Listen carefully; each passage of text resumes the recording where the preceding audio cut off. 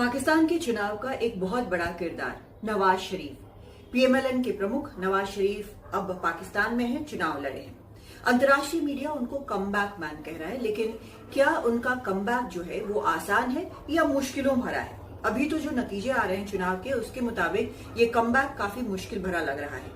PTI को जिस तरह से रेस से बाहर किया गया, नवाज को उम्मीद थी कि आसानी से जीत मिलेगी, एक विक्ट्री स्पीच भी तैयार थी, लेकिन जब नतीजे आने लगे, जब रुझान आने लगे, तब समझ में आया कि शायद इतना आसान ये क्लीन स्वीप नहीं होने वाला है और ये विक्ट्री स्पीच नहीं हुई।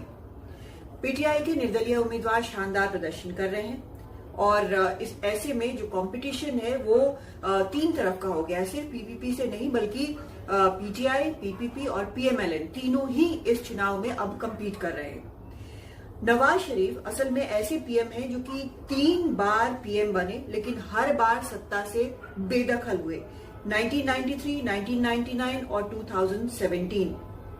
उनके समर्थक उनको पंजाब का शेर भी कहते हैं, लेकिन इमरान खान के पाकिस्तान की सेना से अनबन के बाद और उनके सत्ता से बाहर होने के बाद बात फिर से बनी। नवाज शरीफ सेना के आश्वस्त करने के बाद लंदन से वापस आए। इसके पहले उनके खिलाफ जो केसेस थे वो खत्म किए गए, वो वापस आए और उन्होंने ये चुनाव लड़ा है। लेकिन अब क्या, जो हालात बने हैं उसमें उनके सामने क्या ऑप्शंस हैं? हालात देखते हुए ये बड़ा साफ है कि उनको एक बड़ी जीत नहीं मिल रही है। ऐसे में नवाज शरीफ क्या करेंगे? क्या वो इस बात के लिए तैयार होंगे कि पीपीपी के साथ हाथ मिलाकर या गठबंधन की सरकार बनाकर वो चौथी बार पीएम बने?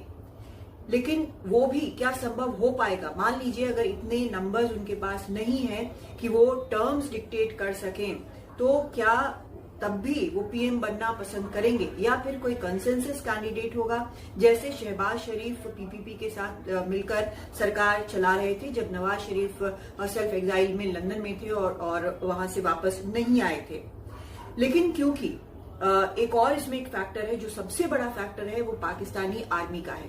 पाकिस्तान की आर्मी की बैकिंग नवाज शरीफ को मानी जा रही है और निर्दलीय जो उम्मीदवार जो लड़े हैं, जो जीते हैं, उनके साथ एक समस्या ये है कि पाकिस्तान के कानून के मुताबिक जीत डिक्लेयर होने के 72 घंटे के अंदर उन्हें किसी न किसी पार्टी से जुड़ना होगा।